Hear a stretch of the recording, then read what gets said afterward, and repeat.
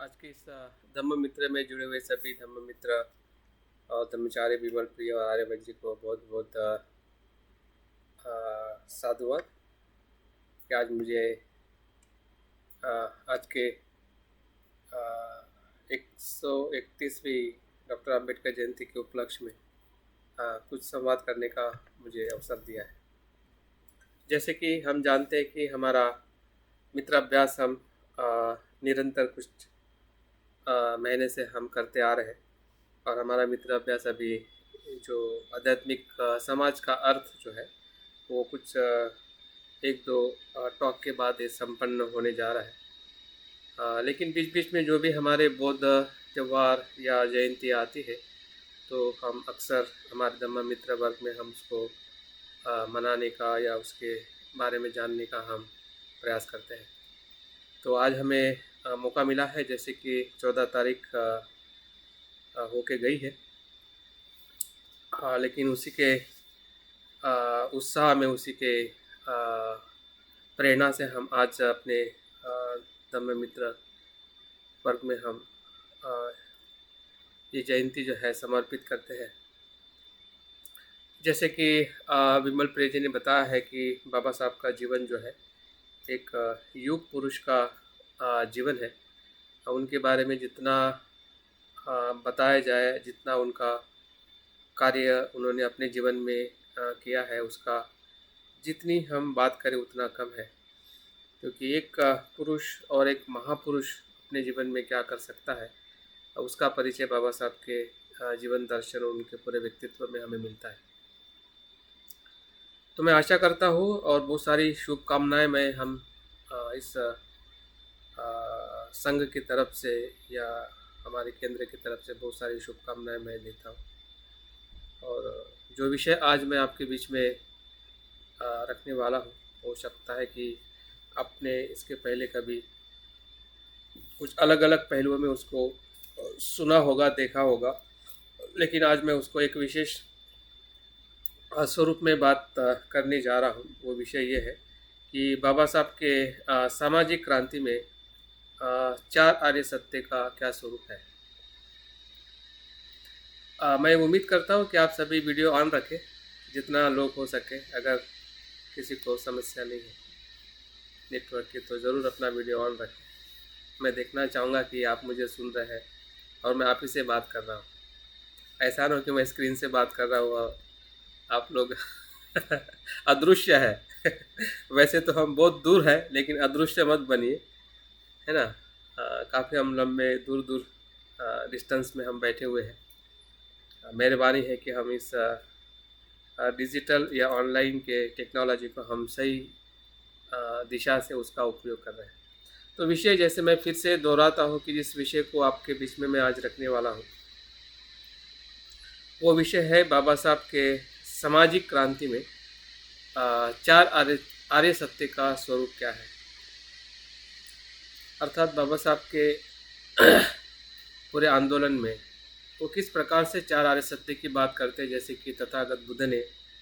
उनके पहले उपदेश में 4 आर्य सत्य को बताया है और हम काफ़ी अच्छी तरह से परिचित हैं। तो उसी फार्मूले को या उसी सत्य को बाबा साहब ने कैसे देखा, कैसे अनुभव किया और कैसे 4 आर्य सत्य के माध्यम से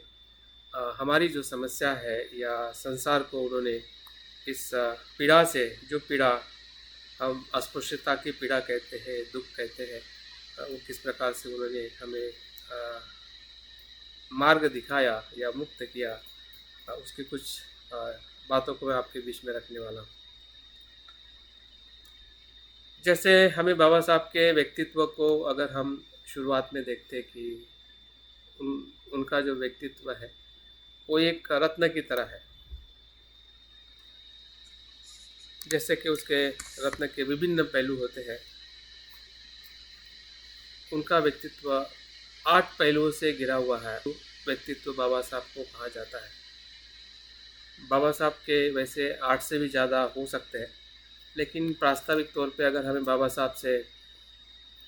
कनेक्ट होना है कि हम बाबा साहब के जीवन को या दर्शन को देखने का प्रयास कर रहे हैं, तो उनका गुण व्यक्तित्व क्या है। जैसे कि हम धम्म का आचरण करते हैं तो हम बुद्ध के गुणों का अनुस्मरण करते हैं और बुद्ध की शरण जाकर हम फिर धम्म का अध्ययन करते हैं। उसी प्रकार से अगर हम बाबा साहब के जीवन को, जो आज हम जयंती के तौर पे उनको हम समझने का, जानने का प्रयास कर रहे हैं, तो उनके गुणों को भी हमने देखना चाहिए कि अ, उनके गुणों से हम बाबा साहब को कैसे देखें। तो मुझे बाबा साहब के अष्ट पहलुओं में पहला जो गुण लगता है वो उनका है, उनके बोधिसत्व की करुणा। उनका बोधिसत्व का जो गुण है, महाकरुणा का गुण जो है, उससे वो पूरी तरह से संपन्न है, जिनके माध्यम से उन्हें हम बोधिसत्व बाबा साहब कहते हैं। तो यही सबसे पहला बुद्ध का अ, बुद्ध होने का जो गुण है, जिसे हम बोधिसत्व कहते हैं, तो उस गुण से मैं बाबा साहब को देख पाता हूँ और हम सभी उनको देखने का प्रयास करते हैं। दूसरा बाबा साहब का जो पहलू जो है, बाबा साहब एक दार्शनिक है। दार्शनिक का मतलब वो सत्य को बहुत गहराई से देखने वाले चिंतक है, या कह सकते हैं कि एक महान विचारक है, जो अपनी विचार शक्ति से अपनी बातों को लिखते हैं, बोलते हैं, उसी विचारों के साथ वो आगे बढ़ते हैं। तो दर्शन हमेशा सत्य को अभिव्यक्त करता है, सत्य की स्थापना करता है। तो उस प्रकार से बाबा साहब के पहलुओं में दार्शनिकता मुझे बहुत बड़ा गुण दिखाई देता है। तीसरा जो गुण मैं देख पाता हूँ बाबा साहब के जीवन में, वो है शिक्षावेत्ता, शिक्षा तज्ञ। जो एक शिक्षा को वो कैसे अपने जीवन में विद्यार्थी होने का एहसास पूरे जीवन के आखिरी सांस तक वो कहते हैं कि मैं विद्यार्थी हूँ, और उनके विद्या अर्जन करने की जो शक्ति है या उनकी ताकत है, और उसी शिक्षा को वो लोगों के, समाज को बदलाव करने के लिए किस प्रकार से वो एक शिक्षावेत्ता के रूप में या शिक्षा विद्वान के रूप में वो बाहर आते हैं। तो वो भी एक बहुत महत्वपूर्ण बाबा साहब का पहलू है। चौथा जो पहलू मुझे दिखाई देता है वो है कायदे पंडित। जो हमें पता है कि वो भारत के पहले कायदे मंत्री थे। जो कायदा या जो कानून बनाने का जो उनके पास अनुभव था या विद्वत्ता थी, उस अर्थ से भी वो बहुत महत्वपूर्ण उनके जीवन में व्यक्तित्व का अनुभव हम देख सकते हैं। पांचवा जो गुण दिखाई देता है वो सामाजिक प्रवर्तक रहे हैं। समाज में बदलाव करने वाले आधुनिक जगत में कि जो समाज किस दशा से किस दिशा तक जा सकता है, दशा को बदलते हुए दिशा की तरफ, ऊंचाई की तरफ ले जाने वाले व्यक्तित्व को सामाजिक प्रवर्तक कहते हैं, जो बाबा साहब के गुण में हमें दिखाई देता है। छठा जो गुण है वो संविधान निर्माता है। कि सिर्फ वो एक विशिष्ट परिप्रेक्ष्य में ही वो बात नहीं करते, तो अखंड भारत की जो संविधान का निर्माण करते हुए पूरे भारत को एक संवैधानिक संगठन में या लोकशाही में स्थापित करने वाले व्यक्तित्व के रूप में भी हम बाबा साहब को देखते हैं। सातवां जो गुण बाबा साहब के जीवन में है कि वो महिला उद्धारक रहे हैं। जो कि हमें पता है कि हिंदू कोड बिल के माध्यम से उन्होंने किस प्रकार से महिलाओं के उद्धार के लिए या महिलाओं की जो समानता को स्थापित करने के लिए उन्होंने अपने कार्य में एक महत्वपूर्ण भूमिका निभाई है, इसलिए वो महिला उद्धारक है। और सबसे महत्वपूर्ण जो गुण है वो अस्पृश्यता निर्मूलक है। जो अस्पृश्यता का दुख है, असमानता को नष्ट करने वाले या पूरी तरह से उसको मुक्त करने वाले, ऐसे वो अस्पृश्यता निर्मूलक या उद्धारक है। तो इस प्रकार से 8 गुणों से जब हम बाबा साहब के व्यक्तित्व को देखते हैं, तो बाबा साहब की तरफ देखने का हमारा जो दृष्टिकोण है या उसके प्रति हमारी जो श्रद्धा है या उसके जो विभिन्न पहलुओं को फिर से एक अलग अलग पहलुओं से देखने का हमारा चिंतन या हमें उनसे प्रेरणा लेने के हमें मौका मिलता है। तो आज का विषय जिस प्रकार से मैंने कहा है, उसी विषय का अगर हमें अगर उद्देश्य के रूप में अगर हमें देखना है कि हम इससे क्या सीखने वाले हैं, या हमारा उद्देश्य क्या है इस विषय को आपके बीच में रखने के लिए। तो उद्देश्य ये है कि बुद्ध के 4 आर्य सत्य और बाबा साहब के 4 आर्य सत्य में क्या साम्य है और क्या भेद है, इसको हमें जानना है। जैसे कि मैंने शुरुआत में ही कहा कि 4 आर्य सत्य से हम काफ़ी अच्छी तरह से परिचित है, जितने भी हम बौद्ध हैं, और हमने 4 आर्य सत्य को लेके अनेकों बार अभ्यास किया है या हमने पढ़ा भी है। तो उसी 4 आर्य सत्य को जब हम बाबा साहब के जो मुझे उनके पूरे व्यक्तित्व में या उनके आंदोलन में दिखाई दिए है, तो उसको हमने कैसे देखना चाहिए। नीलिमा मेश्राम ताई, नीलिमा ताई, आपला माइक म्यूट करा, थैंक यू। तो दोनों महापुरुष है, एक बुद्ध है, एक बोधिसत्व है। एक प्राचीन समय से आए हुए व्यक्तित्व है जो बुद्ध को हम देखते हैं। एक आधुनिक व्यक्ति के रूप में हम बोधिसत्व बाबा साहब को देखते हैं। तो दोनों के दर्शन में या दोनों के अनुभव में 4 आर्य सत्य का स्वरूप कैसे बदला हुआ, या ऐसा कह सकते हैं कि जो आज के परिप्रेक्ष्य में, जिस परिप्रेक्ष्य में बाबा साहब का जन्म हुआ था और जिस परिप्रेक्ष्य में समाज के दुख को बाबा साहब ने देखा, और जिस परिप्रेक्ष्य में सिद्धार्थ का जन्म हुआ और बुद्ध का उद्भव हुआ,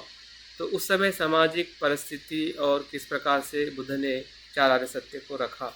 तो उसको हमें इस आज के देशना के माध्यम से हम जानने का प्रयास करेंगे। मैं आशा रखता हूँ कि इस उद्देश्य को निश्चित ही हम इस देशना के अंततः हमें कुछ न कुछ इसके प्रति स्पष्टता मिलने वाली है। तो इस विषय को आगे बढ़ने के लिए मैं एक पहले मुद्दे पे आपसे मैं बात करना चाहूँगा कि जैसे कि आजकल हम बौद्ध दर्शन या बौद्ध धर्म के अनेकों पहलुओं को हम देखते हैं, क्योंकि बुद्ध की शिक्षाएं बुद्ध के समय से एक प्राचीन स्वरूप में जब बुद्ध ने बुद्धत्व प्राप्त किया और अपने दर्शन अपनी शिक्षाओं को बताया, वहाँ से लेके उसके बाद के समय में अलग अलग परंपराओं, अलग अलग यानों का निर्माण होते हुए हमें दिखाई देती है। इस प्रकार की जो परंपराएं बौद्ध धर्म में हमें विकसित होते हुए भारतवर्ष में दिखती है, फिर बाद में एक नया समय आता है जिसे हम आधुनिक समय कहते हैं। तो आधुनिक समय में बौद्ध धर्म का स्वरूप कहीं ना कहीं एक नए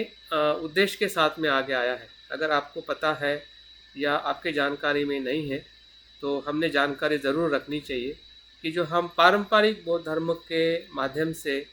हमारा भारत में बुद्ध का या बौद्ध धर्म का उद्भव हुआ है, लेकिन उसके बाद में बौद्ध धर्म के अलग अलग समय में अलग अलग जगह पे उसका स्वरूप बदलते गया है। और बाबा साहब ने भी हमें जो बौद्ध धर्म दे के या हमें जो निर्देश दिया है, वो है कहीं न कहीं सामाजिक बदलाव के लिए, सामाजिक परिवर्तन के लिए, सामाजिक समानता को लाने के लिए बाबा साहब ने बुद्ध की शिक्षाओं को हमें स्थापित किया है या बौद्ध धर्म को हमें अपनाया है। तो हम देखते हैं कि बुद्ध की शिक्षा, जिसे हम बौद्ध धर्म कहते हैं, तो अलग अलग समय में समाज में और विश्व में उसकी जो आवश्यकता जैसे जैसे समाज में होती गई, वैसे वैसे उसका स्वरूप बदलते गया। आजकल बुद्धिज़्म शिक्षा में है, जिसे हम एकेडमिक बुद्धिज़्म कहते हैं। बुद्धिज़्म मनोविज्ञान क्षेत्र में आया है तो उसको साइकोलॉजी बुद्धिज़्म कहते हैं, न्यूरोसाइंस बुद्धिज़्म कहते हैं। बुद्धिज़्म एजुकेशन में आने से उसको बुद्धिस्ट एजुकेशन कहते हैं। तो ऐसे अलग अलग शब्दों से बुद्ध धर्म को आजकल देखा जाता है। वैसे ही एक शब्द जो है ये काफ़ी पॉपुलर हुआ है बौद्ध धर्म को लेकर, हुआ एंगेज बुद्धिज़्म। एंगेज बुद्धिज़्म का उद्भव कब, कहाँ पे, कैसे हुआ पूरे विश्व में, और विश्व के साथ भारत में जब हम एंगेज बुद्धिज़्म को दूसरे अर्थ में हम सामाजिक बौद्ध धर्म, सामाजिक बौद्ध धर्म की आवश्यकता आधुनिक समाज में क्यों और कैसे निर्माण हुई, जो हमें बुद्ध की शिक्षा में बुद्ध के समय से ही हमें दिखाई देती है कि बुद्ध ने सामाजिक आंदोलन में भी उनका बहुत बड़ा योगदान रहा है। फिर वो महिलाओं को शिक्षा को लेके हो या नीचे जातीय के लोगों को दीक्षा दे के हो या सभी प्रकार के लोगों को अपने धर्म में प्रवेश देना हो, शिक्षा का समान अधिकार देना हो, या अनेक ऐसे सूत्र हमें बुद्ध के समय में ही मिलते हैं कि समाज में परिवार ने किस प्रकार से रहना चाहिए, फिर करने में तो सूत्र हो या फिर क्या कहते हैं वज्जी सूत्र हो या कालाम सूत्र हो। तो ऐसे अनेक उपदेश हमें बुद्ध के समय में ही सामाजिक बदलाव के लिए हमें दिखाई देते हैं। लेकिन अगर हम बुद्ध धर्म की अगर मूल धारा देखें तो मूल धारा में हमें कहीं ना कहीं व्यक्तिगत सुख को प्राप्त करना या निर्वाण को प्राप्त करना ये मुख्य उद्देश्य रहा है। तो कहीं ना कहीं जैसे जैसे बौद्ध धर्म विकसित हुआ और कहीं ना कहीं मान्यताओं से बौद्ध धर्म स्थिर हुआ, तो बौद्ध भिक्षुओं का जो या बौद्ध आचरण करने वाले लोगों का जो ध्यान जो है समाज से हटने लगा था। और हम देखते हैं कि ये क्रांति और इसकी ज़रूरत आधुनिक विश्व में ज़्यादा होने लगी, क्योंकि आधुनिक विश्व में जिस प्रकार से धीरे धीरे शोषण हो रहा था या समाज में एक बदलाव हो रहा था, समाज में जो क्या कहते हैं कि शिक्षा को लेके असमानता हो रही थी, स्त्री पुरुषों में भेद हो रहा था, या आर्थिक शोषण कह सकते हैं, सामाजिक अन्याय हिंसा का जो भी चीज़ आधुनिक भारत में हो रही थी, तो उस आधुनिक परिप्रेक्ष्य में सामाजिक जितनी भी समस्या है उस समस्या को बौद्ध धर्म कैसे देखता है और कैसे बौद्ध धर्म के आचरण से समस्याएं दूर हो सकती है, इसके ऊपर बहुत सारे बौद्ध आचार्यों ने, बौद्ध भिक्षुओं ने चिंतन करना शुरू किया है। और वहीं से एंगेज बुद्धिज़्म ये संकल्पना निर्माण होते हुए दिखाई देती है। अगर मैं उदाहरण के तौर पे अगर मैं बताऊँ, 1920 में सबसे पहले चीन में जो भिक्षु ताइस्कू नाम के जो भिक्षु थे, TAIXU, ताइस्कू नाम के जो बौद्ध भिक्षु थे, क्योंकि हमें पता है कि चीन में बौद्ध धर्म पहली शताब्दी से ही शुरुआत होके काफ़ी फला फूला, और हम देखते हैं कि पूरा ऑलमोस्ट चाइनीज़ लोग बुद्धिस्ट बौद्ध धर्मियों का अनुसरण करते। फिर भी 90 के आसपास बौद्ध धर्म जो है वहाँ पे स्थिर हो गया था। उस समय लोगों ने विशेषता इस भिक्षु ने देखा कि बौद्ध धर्म एक प्रकार से सिर्फ अवडंबर हो गया था, कि सिर्फ मृत जब मरने के बाद में पूजा पाठ करना या किसी भूत को भगाना या मतलब जो बाह्य जो चीज़ें जो थी वही तक बौद्ध धर्म कहीं ना कहीं वहाँ पे स्थिर होते हुए समाज में देख रहे थे भिक्षु। और उन्होंने देखा कि समाज में इतनी सारी समस्या है कि जो बुद्ध ने इस समस्या को लड़ने के लिए उनकी शिक्षा कहीं ना कहीं इस्तेमाल नहीं हो रही है। और तब जाके उन्होंने एक नया उद्देश्य या बुद्धिज़्म का नया पहलू उन्होंने रखा, ह्यूमनिस्टिक बुद्धिज़्म। बौद्ध धर्म कैसा है, मनुष्य के लिए है, मानवतावादी बौद्ध धर्म की संकल्पना उन्होंने लाई चीन में सबसे पहले। और अगर हम इसी समय में 1920 में देखते हैं कि बाबा साहब ने सबसे पहले मुक्त नायक के प्रकाशन के माध्यम से लोगों को अस्पृश्यता के दुख से जागरूक करने का प्रयास किया है। तो 1920 या 90 के बाद की जो सेंचुरी, जिसे हम 28th सेंचुरी कहते हैं, तो बौद्ध धर्म के लिए एक सामाजिक इशू के भीतर बौद्ध धर्म कैसे कार्यान्वित किया जाए या करना चाहिए, उसकी क्यों ज़रूरत है, ऐसे विभिन्न पहलुओं से लोग बौद्ध भिक्षुओं, स्पेशली चाइना में जैसा जिसका मैंने नाम लिया, उसके बाद में आपने इनका भी नाम सुना होगा, वेनेरेबल थिक नाथ हान, जो वियतनामी मोंक है। अभी रिसेंटली उनका देहांत हुआ और वो बनते संरक्षित के साथ भी उनका मुलाकात हुआ था और भारत में भी आए थे और भाजा में भी इन्होंने या नागपुर में भी इनकी विज़िट हुई थी। तो ये थिक नाथ हान नाम के जो बौद्ध भिक्षु है वियतनामी, उन्होंने फिर इस संकल्पना को एक नया नाम देके वहाँ के जो वियतनामी जो समस्याएं थी उस समय, जो एक प्रकार से बहुत बड़ा एक युद्ध चल रहा था और युद्ध के समय जो विक्टिम हो रहे थे उन लोगों के दुख को देख के वो मोनेस्ट्री में नहीं मोनेस्ट्री में बैठने से अच्छा है कि लोगों के बीच में जाके लोगों को मदद करे। इस भावनाओं से उन्होंने एक अपने नेटवर्क या अपने संस्था की स्थापना की, यूथ लोगों को इकट्ठा किया और ऐसे जितने भी विक्टिम हो रहे थे उस समय के युद्ध में, तो उनको वो मदद करते थे करुणा से, मैत्री से और जागृति से। तो ये चीज़ कहीं न कहीं उसके बाद अ, वियतनाम जो जिसका नाम मैंने बताया है कि उन्होंने फिर ऐसी इंटरनेशनल संस्था बना के पूरे विश्व में किस प्रकार से एंगेज बुद्धिज़्म या सामाजिक बौद्ध दर्शन या बौद्ध धर्म के माध्यम से किस प्रकार से सामाजिक समस्या है, मानसिक समस्या है, शैक्षणिक समस्या है, पॉलिटिकल समस्या है, पर्यावरण की समस्या है, इन समस्याओं से हमने कैसे और किस प्रकार से बुद्ध की शिक्षा के माध्यम से हमने लड़ना चाहिए। और हमें पता है कि बुद्ध की शिक्षा का जो आधार जितना हमें थेरवाद की शिक्षा दर्शन में दिखाई देता है, उतना ही महायान की परंपरा में भी हमें दिखाई देता है, जैसे कि करुणा से लोगों को मदद करना। तो बोधिसत्व का जो आदर्श बनते संरक्षित जी भी हमें अपने अभिव्यक्ति के रूप में बताते हैं कि बोधिसत्व जब सामाजिक कार्य करता है तो उनके व्यक्तिगत आचरण का वो अभिव्यक्त स्वरूप होता है जो सामाजिक किसी भी समस्या के लिए हम मदद करते हैं। तो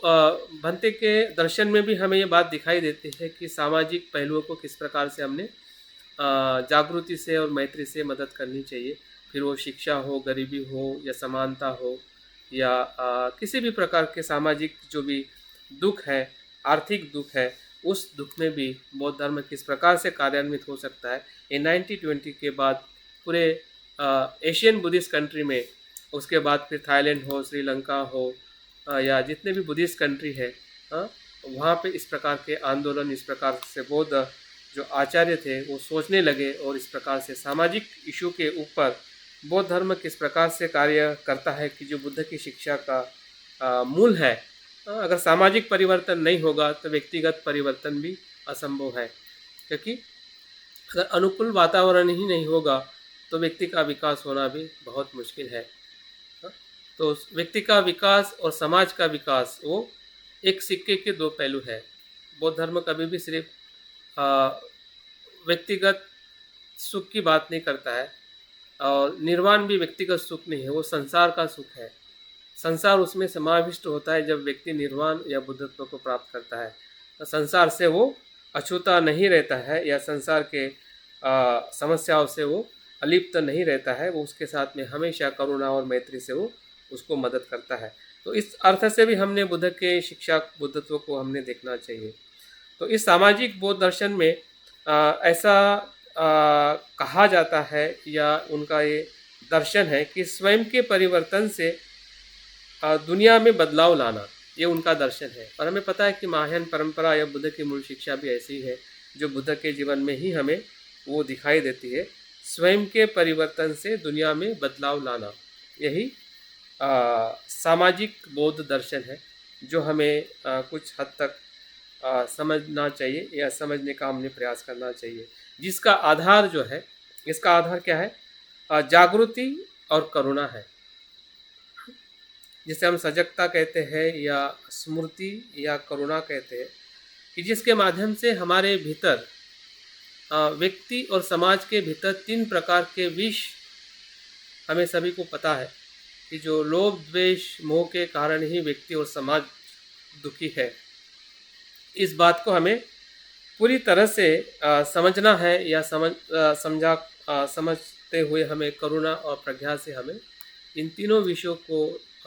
दूर करना है, व्यक्तिगत रूप में भी और सामाजिक रूप में भी। और इसलिए ऐसा कहा जाता है कि सामाजिक कृति यह एक प्रकार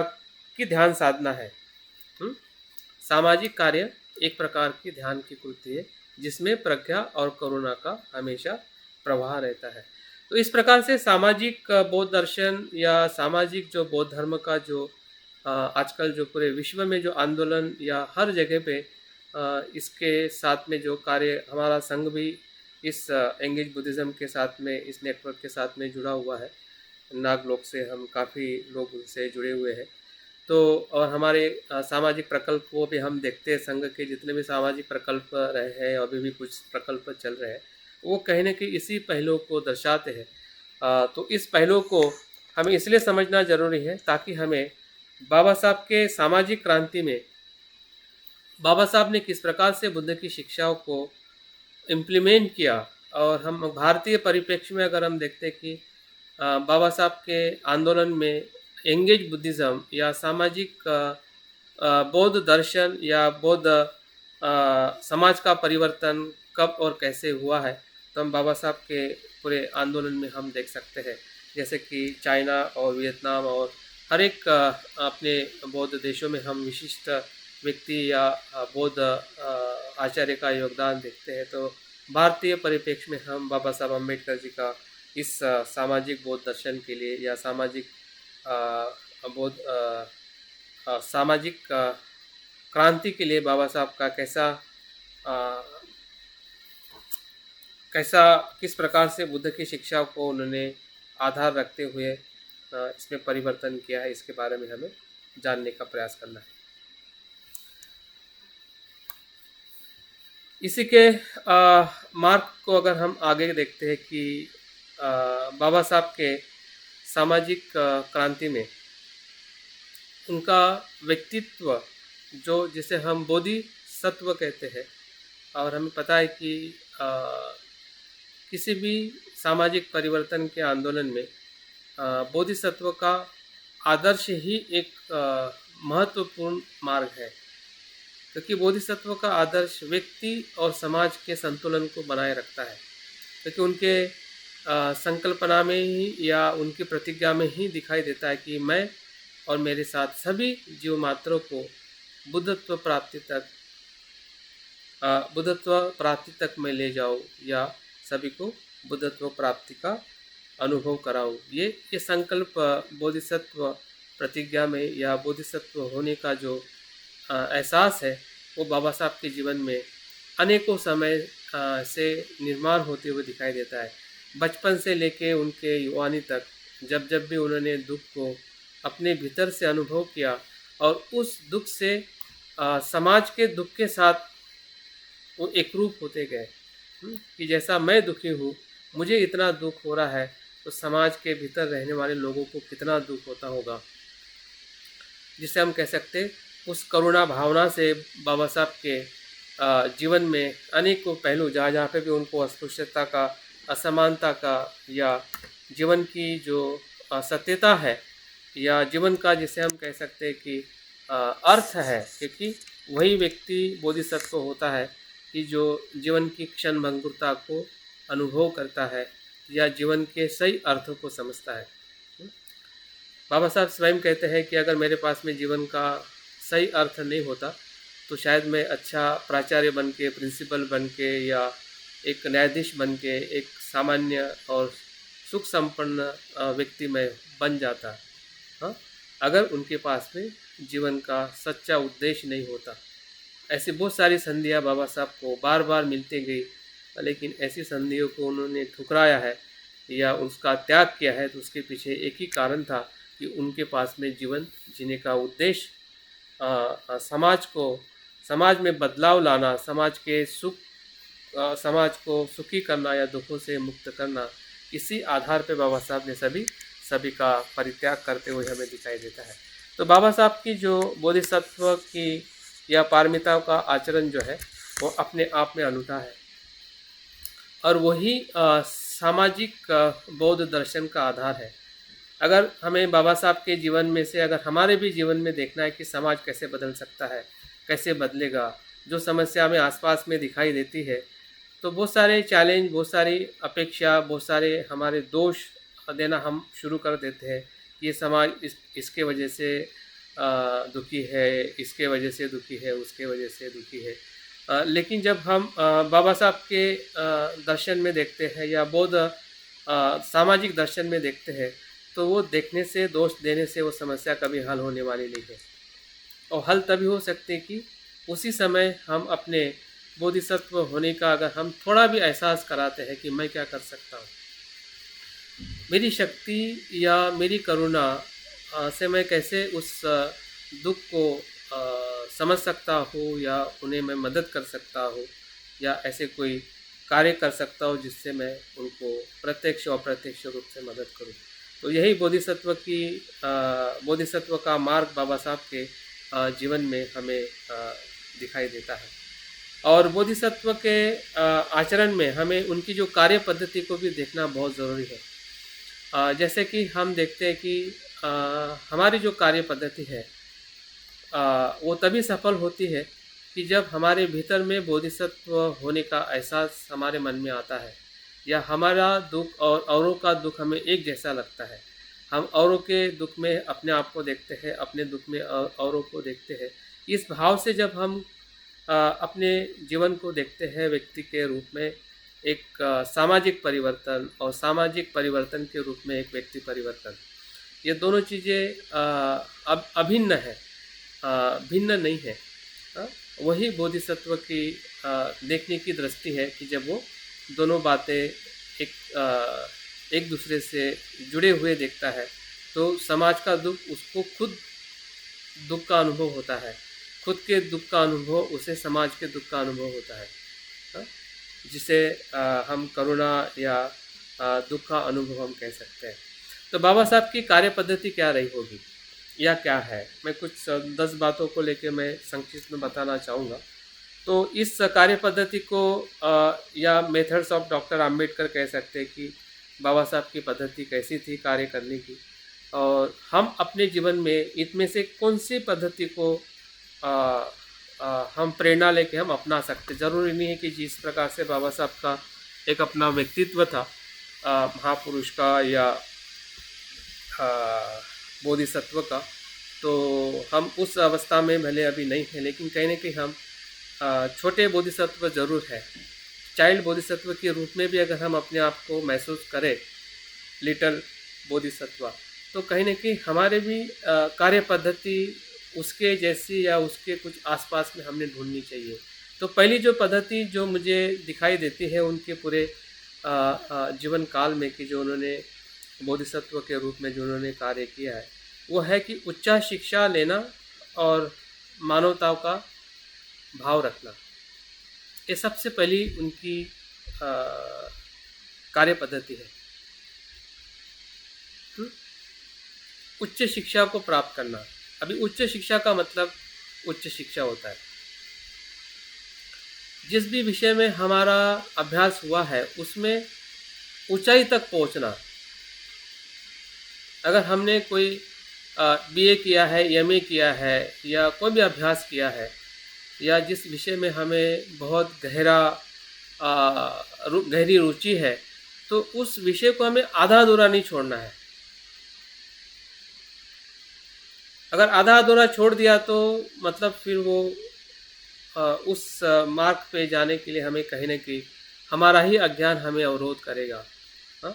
तो सबसे ज़रूरी नहीं कि डिग्री के माध्यम से ही हम जाए, प्रयास करें कि डिग्री भी मिल जाए, लेकिन अध्ययनशीलता की मैं बात कर रहा हूँ यहाँ पर कि हमें हमेशा विद्यार्थी बन के रहना है। और मुझे लगता है कि विद्यार्थी बने रहना हमारे लिए बहुत ही चैलेंजिंग है, क्योंकि जब हम जॉब करते हैं या जॉब मिलने तक हम पढ़ाई करते हैं, शादी होने तक हमारी पढ़ाई होती है, और उसके बाद जैसे जॉब मिलती है, शादी हो जाती है, सब किताबें बाजू में पड़ी रह जाती है। हाँ, तो कहीं ना कहीं हमारी उच्च शिक्षा या अध्ययनशीलता जो है ये सबसे बड़ी बाबा साहब की कार्य पद्धति रही है। उनके बारे में जितने उदाहरण बताए जाए, भले उनके डिग्रियां हो या उनका लाइब्रेरी को यूज़ करना हो। हाँ, ऐसा कहते हैं कि 10,000 ग्रंथ उन्होंने लंदन म्यूज़ियम में पढ़ डाले थे। वो ऐसे विद्यार्थी थे कि सबसे पहले जाते थे और सबसे पीछे से वापस आते थे। हाँ, उनका स्वयं का ग्रंथालय 50,000 ग्रंथों से पढ़ा हुआ है। 18-18 घंटा पढ़ते थे, हमेशा उनके हाथ में किताब रहती थी। तो ऐसे बहुत सारे पहलू है, और स्वयं कहते हैं कि मेरा सबसे सुख, सबसे संसार में मुझे कुछ सुख है तो किताब पढ़ना, ज्ञान को अर्जन करना, यही मेरे लिए सबसे बड़ा सुख है। भले मुझे मेरा कितना भी अपमान हो, मुझे कितना भी बाहर से शारीरिक दुख हो, लेकिन अगर मन से अगर मैं सुखी हूँ उसका कारण सिर्फ ज्ञान है। तो इस प्रकार से उच्च शिक्षा बाबा साहब की सबसे पहली पद्धति रही है। और करुणा से लोगों के बीच में रहना, लोगों के प्रति संवेदनशील रहना, ये सबसे पहली उनकी कार्य पद्धति रही है पूरे उनके शुरुआत से लेके आखिरी सांस तक। और हर लोगों के साथ ऐसा नहीं कि उनकी करुणा सिर्फ विशिष्ट समाज के लोगों के लिए ही थी या विशिष्ट जाति के लिए ही थी। वो आ, सभी से मैत्रीपूर्ण, सभी से करुणा से भाव से रहते थे। भले उनका पीबुन हो या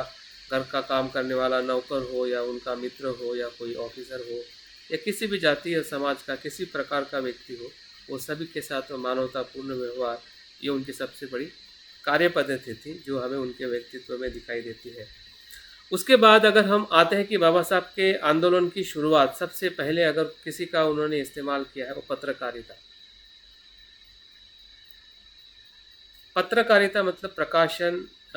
या राइटिंग, या मीडिया जिसे हम कहते हैं,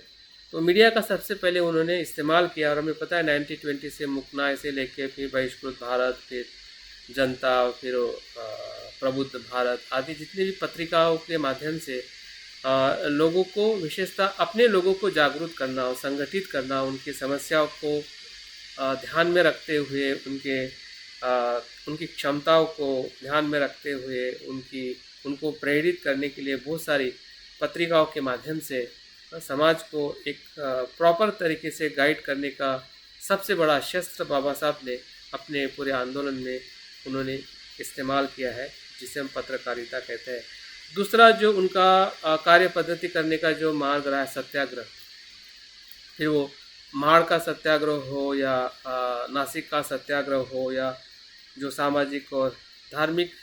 जागृति के लिए सत्याग्रह भी एक बहुत ही बड़ा माध्यम या पद्धति रही है बाबा साहब के जीवन में। लोगों को आमने सामने फेस टू फेस समस्या को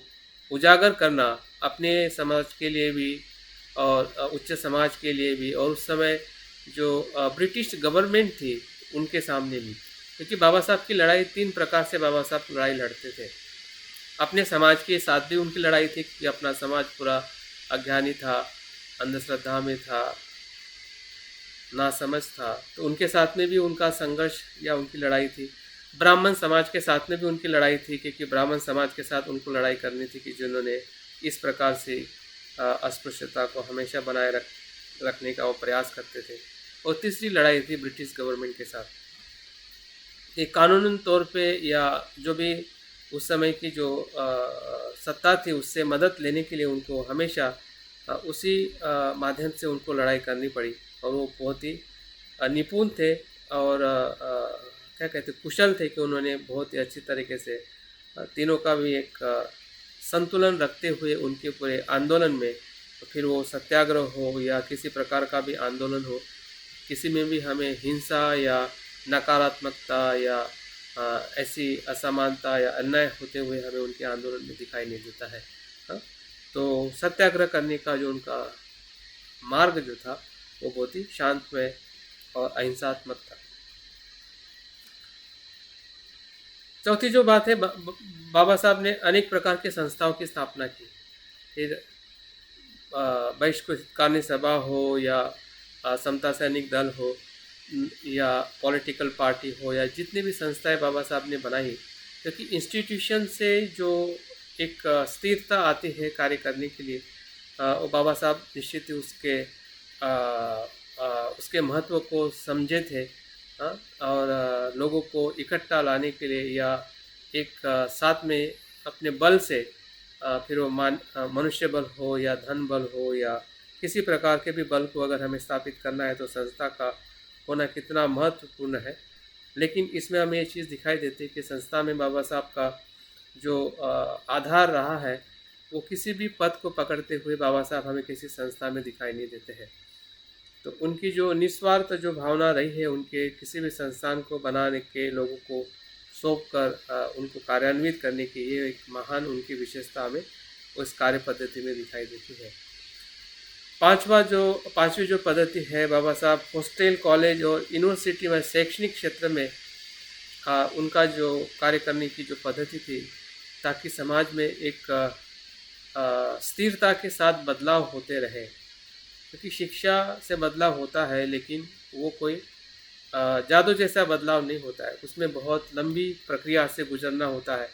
और समाज के पास जब बच्चों को ना पढ़ने के लिए घर हो, ना खाने के लिए भोजन हो, तो ऐसी अवस्था में बच्चे कैसे पढ़ सकते हैं, क्योंकि उसका दुख बाबा साहब ने स्वयं अनुभव किया था। उनमें वो ताकत थी कि ऐसे विपरीत परिस्थिति में भी वो शिक्षा ले सके। लेकिन हर एक विद्यार्थी, हर एक मनुष्य इस प्रकार से शिक्षा नहीं ले सकता है। इसलिए बाबा साहब के कार्य पद्धति में हम देखते हैं कि हॉस्टल की स्थापना हो, कॉलेज या विश्वविद्यालय को स्थापित करना हो, ये सबसे महत्वपूर्ण बाबा साहब का शैक्षणिक क्षेत्र में कार्य रहा है। राजकीय आंदोलन के माध्यम से भी बाबा साहब ने अपने मार्ग को उन्होंने आगे लेके गए हैं। फिर गोलमेज परिषद हो या राजकीय उनका पद हो या राजकीय उनके जो पार्टी की स्थापना हो, तो आदि इन सभी बातों से राजकीय जो अधिकार है या राजकीय तौर पे भी हमारे समाज की या अपने अस्तित्व की जो लड़ाई जो है, एक मनुष्य का होने का जो एहसास है, पॉलिटिकली लेने का या उसकी पूरी साझेदारी लेने का बाबा साहब हमेशा कार्य किया है। ऐसा हमें उनके पूरे आंदोलन में दिखाई देता है।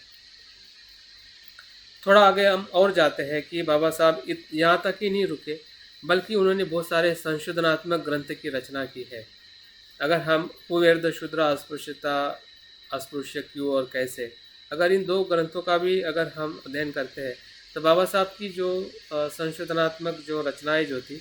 उससे बाबा साहब क्या बताना चाहते थे कि हमारी जो ये जो स्थिति कहाँ से उत्पन्न हुई है और उसमें हम भी कितने जिम्मेदार हैं, इसके बारे में बाबा साहब बहुत ही सूक्ष्म वर्णन करते हैं। शायद आपने अस्पृश्यता क्यों और कैसे, इसके अगर उन्होंने जो एक संकल्पना रखी थी कि ये कहाँ से अस्पृश्यता आई है, उसका हमने गहरे से अध्ययन करना चाहिए। बाबा साहब उसमें ये बताते हैं कि कहीं ना कहीं बौद्ध समाज के लोगों ने भी ब्राह्मणों का द्वेष किया था, और उसी द्वेष के प्रतिकार के रूप में जब जब ब्राह्मणों की सत्ता आई, वैसे वैसे वो बौद्ध धर्म के लोगों को धिक्कारने लगे या उनकी जो अधिकार है उनको अस्वीकार करने लगे, और उसी से अस्पृश्यता का जन्म हुआ। ऐसे बाबा साहब उस ग्रंथ के क्या कहते हैं कि जो उनका अवलोकन है या उनका हिपोथेसिस है, उसमें बात करते हैं। तो देख सकते हैं कि द्वेष अगर हम किसी का करते हैं और उस द्वेष का स्वरूप जब एक सामाजिक तौर पे बन जाता है, जिसे को हम समाज से बाहर निकालना कह सकते हैं, या समाज को बार बार, समाज के लोगों को बार बार इस प्रकार से निगलेक्ट किया जाता है, तो कहीं न कहीं वो द्वेष का ही भाव जब समय दूसरा आता है,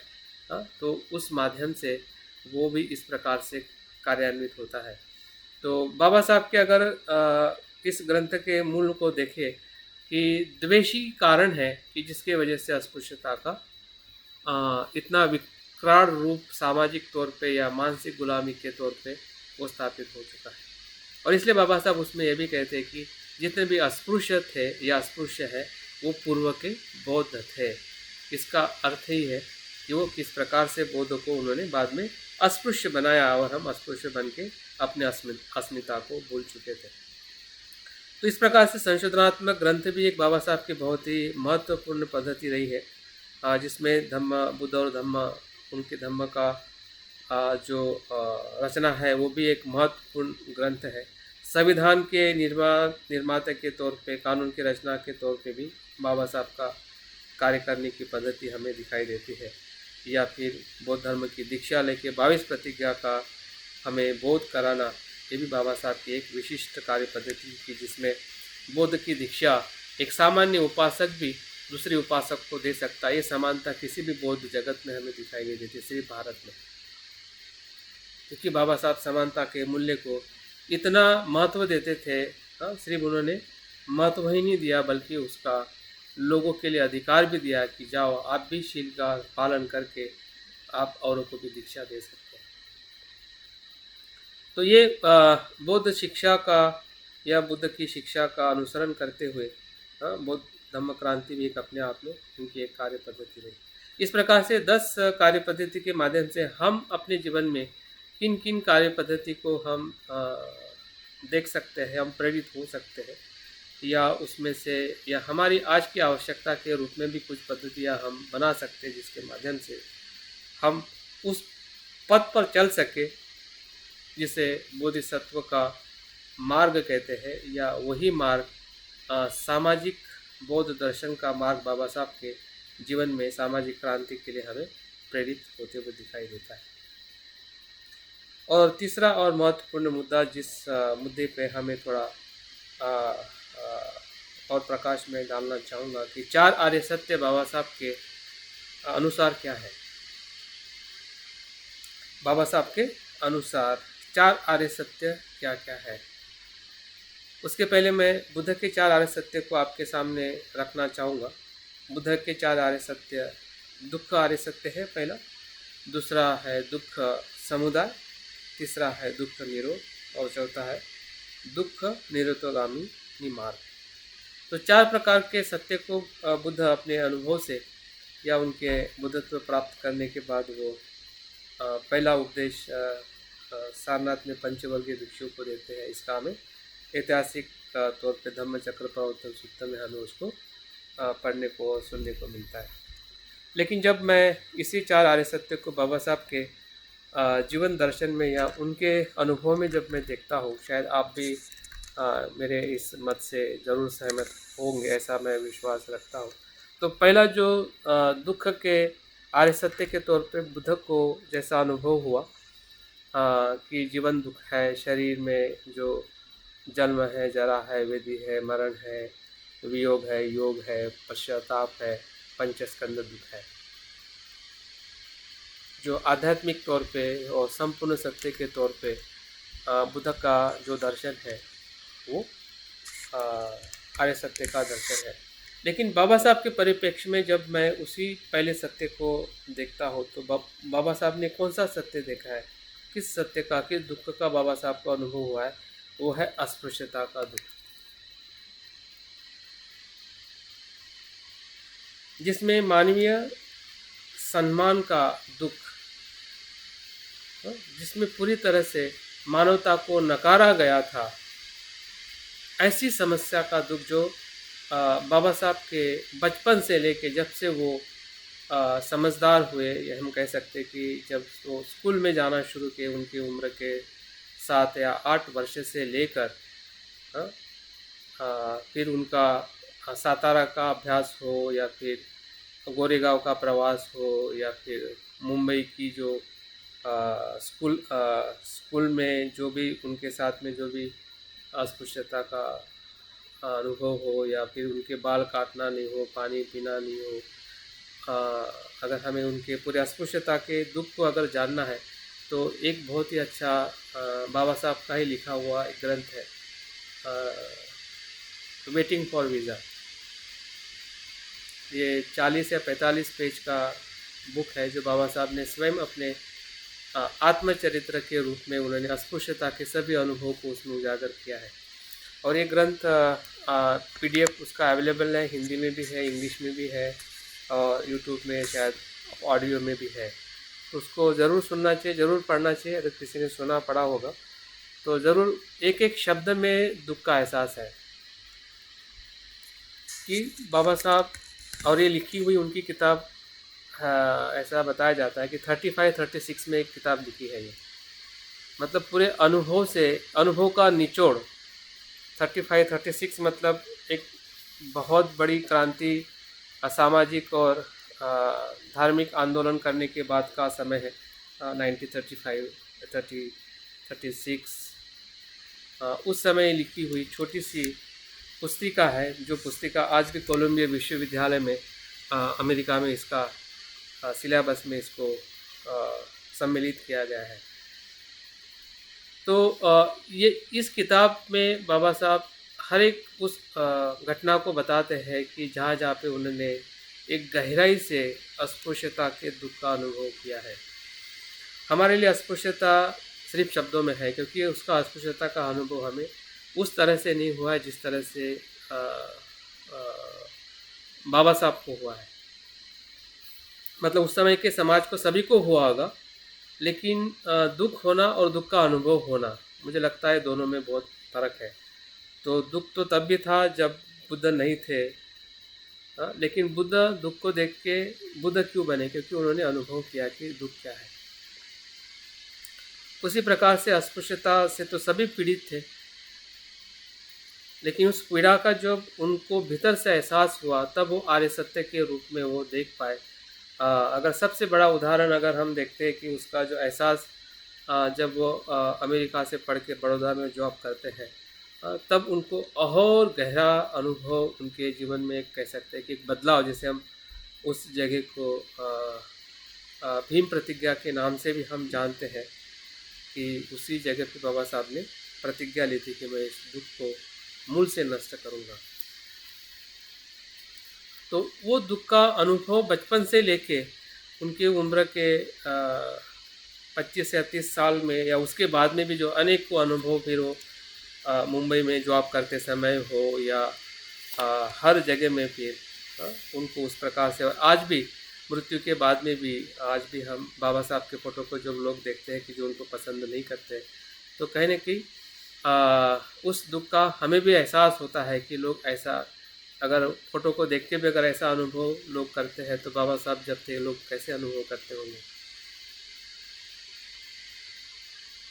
जाति और अस्पृश्यता का जो दुख है, मुझे लगता है कि बाबा साहब के आर्य सत्य में हमने इसको सबसे पहले देखना चाहिए, और यही बाबा साहब का आंदोलन का सबसे महत्वपूर्ण सत्य है कि जो हमें उनके पूरे आंदोलन में दिखाई देता है। अगर हम दूसरे आर्य सत्य को देखते हैं कि बुद्ध के आर्य सत्य में बताया गया है कि तृष्णा और अज्ञान समुदाय मतलब दुख का कारण, तो बाबा साहब ने दुख के कारण को क्या देखा और कैसे देखा, उनकी पूरी शक्ति जो है, विद्वत्ता कह सकते हैं, उनका पूरा चिंतन कह सकते हैं या पूरा उनका निचोड़ कह सकते हैं। जैसे कि बुद्ध ने बुद्धत्व के समय जो कुछ भी उनको अनुभव हुआ पूरे उनके ज्ञान का, उनके पहले के किए हुए पारमिताओं से उनको जो प्राप्त हुआ, उसी प्रकार से बाबा साहब के पूरे शिक्षा जो विभिन्न विषयों का जो उन्होंने अध्ययन किया, फिर उसमें अर्थशास्त्र हो, समाजशास्त्र हो, मानव वंश शास्त्र हो, पॉलिटिक्स हो, धर्मशास्त्र हो, ऐसे सभी विषयों का अध्ययन करने के बाद जो उनको एक निचोड़ मिला, और उस निचोड़ से उन्होंने देखा कि इस दुख का कारण क्या है, तो यह है जातिवादी मानसिकता के प्रति आसक्ति। दोनों तरफ से मतलब ब्राह्मणवाद भी उससे आसक्त थे, और इसलिए बाबा साहब कहते हैं कि जातिवाद ये कोई सामाजिक बहिष्कार नहीं है, बल्कि ये मन का रोग है। जाति मन से आती है, मन के आसक्ति से आती है, या मन की आसक्ति अपने आप को श्रेष्ठ बनाए रखना, वही आसक्ति ही सभी जातिवाद का, अस्पृश्यता का कारण है, कि जो बाबा साहब ने बहुत गहराई से उसका चिंतन किया है। और ये आसक्ति सिर्फ ब्राह्मणों को ही नहीं, उच्च वर्णीय को ही नहीं, बल्कि हमारे लोगों को भी होती है, हमारे उस दुख में रहने की आसक्ति। जैसे कि बाबा साहब कहते हैं कि जब तक गुलामों को गुलामी का एहसास ना हो तब तक वो उससे वो संघर्ष नहीं करेगा, बंड नहीं करेगा, क्योंकि गुलाम भी उसी आसक्ति में पीड़ित रहते हैं और उसी को सच मान बैठते हैं। तो हमारी भी आसक्ति उस जाति को मान लेने की, उस मानसिकता को स्वीकार कर लेने की, तो ये आसक्ति जो है, जातिवाद के प्रति जो आसक्ति है, और ईश्वरवाद मतलब अज्ञान, ये जाति आई कहाँ से? अगर बाबा साहब पूरे उनके दर्शन में देखते हैं, या जो भी वो टीका करते हैं या विरोध करते हैं या हिंदू धर्म को अगर नकारते हैं, तो उसके पीछे ये दो ही कारण हैं, जातिवाद और ईश्वरवाद, क्योंकि दोनों एक सिक्के के दो पहलू हैं, जिसके वजह से ये सभी अमानवीय व्यवहार उनके लिए एक उनका प्रिविलेज बन जाता है, उनके लिए सम्मानित बन जाता है, और समाज के लाखों लोगों के लिए एक सभी दुख का कारण बन जाता है। तो उसके पीछे जो ईश्वरवाद जो है, ये सभी कुछ भगवान के नियंत्रण में है, भगवान ने बनाई हुआ संसार है, जाति भगवान ने बनाई है, जैसे कि हमें पता है कि वर्ण व्यवस्था में जो सूत्र जो है, जिससे ब्रह्मा के मुंह से कौन पैदा हुआ, हाथ से, पैर से, तो इस प्रकार से जो परिकल्पना जो ईश्वर के माध्यम से जो स्थापित की गई है, वही सभी अस्पृश्यता के दुख का कारण है। जिस प्रकार से बुद्ध ने आसक्ति और ईश्वर अंधश्रद्धा को सभी दुखों का कारण माना है, तो उसी प्रकार से बाबा साहब के पूरे आंदोलन में अगर कहीं बाबा साहब कुछ तोड़ना चाहते हैं या जिस पे वो कार्य करना चाहते हैं कि इसका मूल क्या है, तो हम देख पाते हैं कि इसका कारण जो है बाबा साहब के दर्शन में दूसरा आर्य सत्य जो है वो जातिवाद की जो आसक्ति जो है और ईश्वरवाद पे विश्वास या ज्ञान जो है, इसी के कारण जातियाँ उत्पन्न हुई है या जाति का दुख जो है वो हमें समाज में दिखता है। तीसरा, अगर हम आर्य सत्य देखते हैं कि दुख निरोध आर्य सत्य का है, मतलब निर्वाण या दुखों से मुक्त होना मतलब दुख का निरोध है।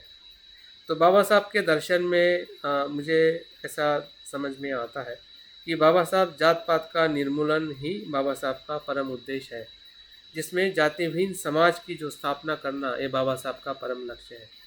भले वो शिक्षा की बात करे, सामाजिक क्रांति की बात करे, धर्म क्रांति की बात करे या राजकीय आंदोलन की बात करे, जो भी बात बाबा साहब जिस भी परिप्रेक्ष्य में बाबा साहब बात करें, उसका एक ही मात्र उद्देश्य है कि वो जातिहीन समाज की स्थापना करना चाहते हैं, जिसमें जाति ना हो, जिसमें समानता हो।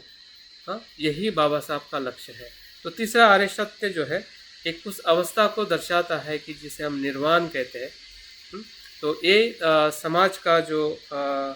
जातिहीन होना ही बाबा साहब के अर्थ में एक निर्वाण की अवस्था है, जिसमें हर एक मनुष्य के साथ मनुष्य जैसा व्यवहार करे, हर एक मनुष्य के साथ समानतापूर्ण रहे और उसको बंधुतापूर्ण रहे। यही बाबा साहब के पूरे दर्शन में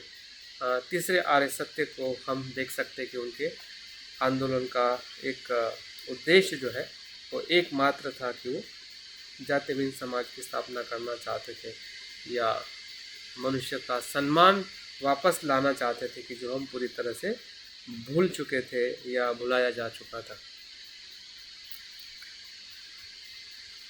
चौथे आर्य सत्य को अगर हम देखते हैं कि दुख निरोधगामिनी मार्ग बुद्ध के अनुसार हमें पता है कि मध्यम मार्ग और आर्यष्टांगिक मार्ग बुद्ध ने बताया है। तो यहाँ पे मुझे ऐसा लगता है कि बाबा साहब का जो मध्यम मार्ग जो है, दो बातों का अंत या दो बातों से उन्होंने अस्वीकार किया है, दो मतों को या दो मार्गों को। वो पहला जो मार्ग है हिंदू धर्म को नकारा है और दूसरा जो है साम्यवाद को नकारा है। हिंदूवाद से जो जातिवाद आया है और साम्यवाद से जो हिंसात्मक जो समाज निर्माण होता है, दोनों मत को या दोनों दर्शन को बाबा साहब ने नकारा है और बाबा साहब ने स्वीकारा है मध्यम मार्ग, बुद्ध का मध्यम मार्ग। और उस मध्यम मार्ग की जो मुख्य शिक्षा है जो बाबा साहब के शब्दों में ही अगर हमें देखनी है तो तीन प्रकार की बाबा साहब की शिक्षा है जो हमें सभी को परिचित है और हम उससे काफ़ी अच्छी तरह से वाकिफ़ है। उस शिक्षा के अंदर शिक्षित बनो, संघर्ष करो और संगठित बनो। जैसे कि आर्यष्टांगिक मार्ग को अगर हम 3 भागों में विभाजित करते हैं, प्रज्ञाशील और समाधि, तो त्रिशिक्षा को ही हम आर्यष्टांगिक मार्ग कहते हैं। तो उसी अष्टांगिक मार्गों को बाबा साहब ने इन 3 शिक्षाओं के माध्यम से हमें संबोधित किया है कि प्रज्ञावान बनो मतलब बुद्ध जैसे बनो, संघर्ष करो मतलब अपने मन का क्लेश है उसके साथ संघर्ष करो, और संगठित बनो मतलब संघ के साथ में या समूह के साथ में कार्य करो, मिलकर कार्य करो। तो इस प्रकार से बाबा साहब की जो त्रिशिक्षा जो है, यही बाबा साहब का चौथा आर्य सत्य है कि जिस आर्य सत्य को हम उस मार्ग पर चलते हुए हम दुख को और दुख के कारण को हम नष्ट कर सकते हैं और हम जातिहीन समाज की स्थापना कर सकते हैं कि जो बाबा साहब ने उस समाज की स्थापना कर चुके हैं और करके गए हैं। अभी हमें थोड़ा थोड़ा थोड़ा काम करते रहना है। जितना जितना हम काम करेंगे वैसे वैसे समाज अ, उस अवस्था तक ज़रूर पहुँचेगा, क्योंकि समाज का परिवर्तन कोई एक समय या इतने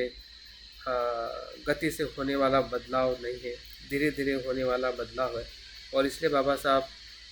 बुद्धा और मार्क्स इस प्रवचन में भी बताते हैं कि बुद्ध का मार्ग बहुत लंबा है और कठिन है, लेकिन इतना स्पष्ट है कि वो सिर्फ और सिर्फ सुख और सुख देने वाला है। ये मात्र श्योर है कि वो सुख ही देगा, वो आपको दुख बिल्कुल नहीं देगा, लेकिन वो लंबा है और थोड़ा कठिन भी है। तो इसलिए हम बाबा साहब की जो त्रिशिक्षा है, शिक्षित बनो, संघर्ष करो, संगठित बनो, उसके माध्यम से बुद्ध धम्म संघ को हम देख सकते हैं अपने उनके चौथे आर्य सत्य में। स्वतंत्रता, समता, बंधुत्व, इस त्रिशिक्षा को भी हम पूरी अच्छी तरह से जानते हैं, इसके बारे में मैं ज़्यादा नहीं बताऊंगा। प्रज्ञा, करुणा और समता, ये बाबा साहब के बहुत ही महत्वपूर्ण त्रिशिक्षा है। जब BBC लंदन में उनका इंटरव्यू हो रहा था तो किसी ने उनको प्रश्न पूछा कि आप बौद्ध धर्म को क्यों पसंद करते, तब बाबा साहब की 3 बातें बताते कि मुझे बौद्ध धर्म में प्रज्ञा, करुणा और समता, ये 3 शिक्षा मुझे बहुत ही पसंद है, या जिससे मैं प्रभावित हुआ हूँ, या जिसके साथ में मैं अपने जीवन को आगे ले जाता हूँ। तो और अंतिम और महत्वपूर्ण जो बाबा साहब ने की वो धम्म क्रांति है, जिसमें हम त्रिशरण, पंचशील और 22 प्रतिज्ञा जो है, ये भी बाबा साहब का आर्यष्टांगिक मार्ग। तो इस प्रकार से एकंदरित जो बातें हमने देखी है कि सामाजिक क्रांति में या सामाजिक बौद्ध दर्शन में, जो आज पूरे विश्व में 1920 के बाद से लेके आज पूरे हम 2022 या 21वीं शताब्दी में हम बौद्ध दर्शन देख पा रहे हैं। एक पारंपरिक रूप में बौद्ध धर्म का आचरण किया जा रहा है बौद्ध देशों में, लेकिन साथ साथ में जो सामाजिक बौद्ध दर्शन जो है,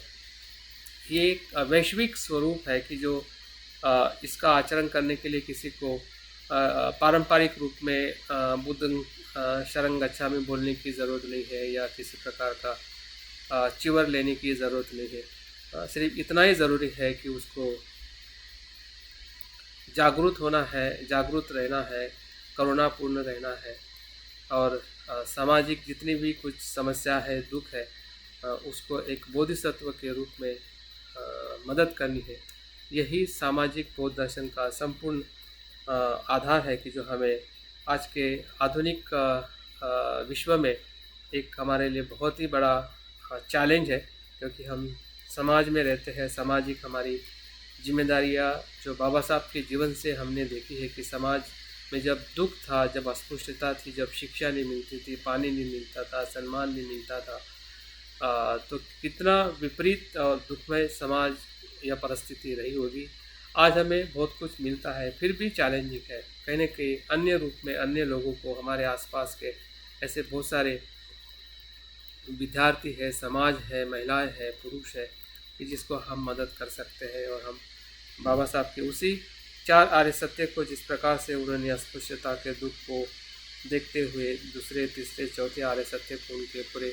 आंदोलन के माध्यम से हमें दिखाया है, और हम अवलोकन करते तो 4 आर्य सत्य बाबा साहब के पूरे दर्शन में मुझे तो दिखाई देता है, क्योंकि मैंने उस प्रकार से सोचा है। शायद आप भी उस प्रकार से सोच के इस 4 आर्य सत्य के माध्यम से हम अपने 4 आर्य सत्य को भी हम स्थापित कर सकते हैं कि हमें 4 आर्य सत्य को कैसे देखना है। तो मैं उम्मीद करता हूँ कि जो बात मैंने बताने का जो प्रयास किया है, आप लोगों ने ग्रहणशीलता से सुना है, और निश्चित ही इससे आपको लाभ हुआ होगा। मैं अपनी बात यहाँ पे पूर्ण करता हूँ। जय भीम, नमो बुद्धाय।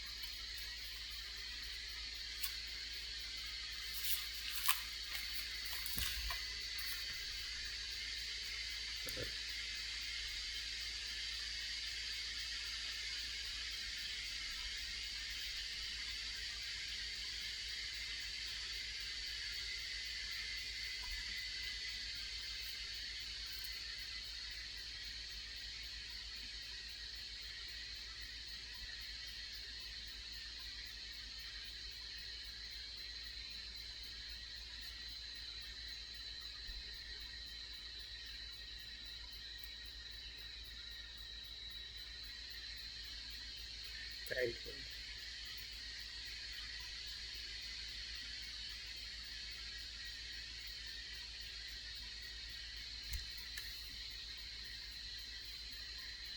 हुँ।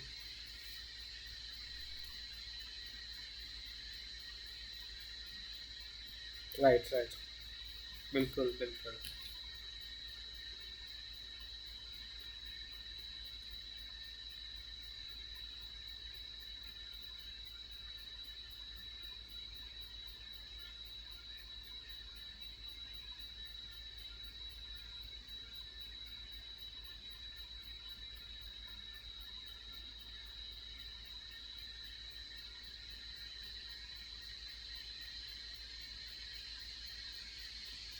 Thank you, thank you.